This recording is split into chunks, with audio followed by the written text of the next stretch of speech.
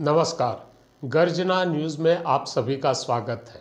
पहले माना जाता था कोई भी विदेश कंपनी मार्केटिंग एजेंट के द्वारा लॉबिंग करके अपनी शर्त के मुताबिक काम करवा सकती थी। केंद्रीय मंत्रियों के यहाँ लाइजनिंग के लिए बहुत सारे लोग मिल जाते थे, लेकिन 2014 के बाद ये सिलसिला ख़त्म हो गया है। अब कोई भी विदेश कंपनी अपनी शर्त के मुताबिक हिंदुस्तान में प्रोडक्शन नहीं कर सकती है।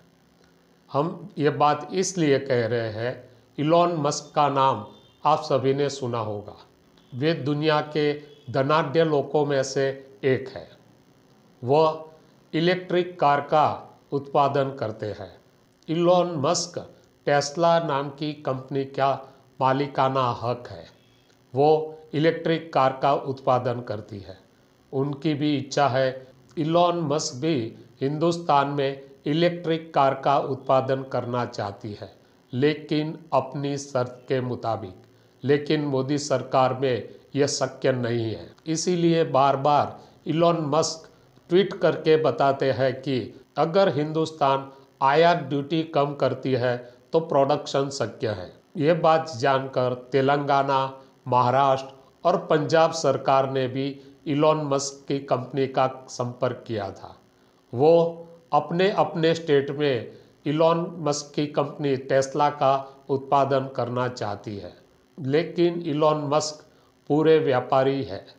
वो जानते हैं केंद्र सरकार की नीति के विरुद्ध कोई भी राज्य में वो उत्पादन अच्छी तरह नहीं कर सकेंगे। इसीलिए इलॉन मस्क चाहते हैं केंद्र सरकार अगर आयात ड्यूटी में कमी करती है तो वह टेस्ला इलेक्ट्रिक कार का उत्पादन कर सकते हैं।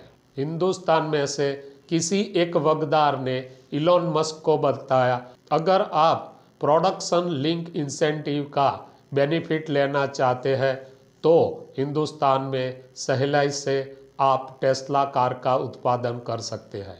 लेकिन तुरंत ही भारत सरकार ने जवाब दिया, ये स्कीम सिर्फ और सिर्फ भारत में उत्पादन करने वाली कंपनियों को ही लाभ मिलेगा।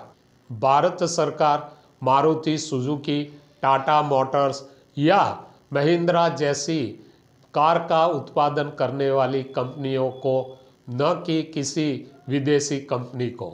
अगर इलॉन मस्क को ये लाभ लेना है तो उन्हें हिंदुस्तान में अपना प्रोडक्शन करना पड़ेगा।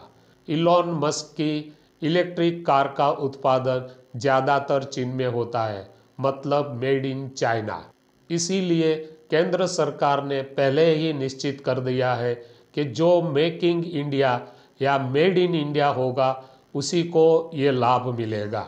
टाटा मोटर्स ने इलेक्ट्रिक कार का मार्केट में से ज़्यादातर हिस्सा अपनी ओर कर दिया है, जबकि महिंद्रा कंपनी ने बताया है कि 2027 में महिंद्रा की बहुत सारी इलेक्ट्रिकल कार आपको रोड पर दिखाई देगी। इलॉन मस्क जानते हैं कि मोदी सरकार आसानी से आयात ड्यूटी कम नहीं करेगी, क्योंकि जब डोनाल्ड ट्रंप की सरकार थी तब हार्ली एंड डेविडसन मोटरसाइकिल के बारे में भी मोदी सरकार ने आयात ड्यूटी कम नहीं की थी। मतलब मोदी सरकार में कोई भी विदेशी कंपनी अपनी मनमानी नहीं कर सकती।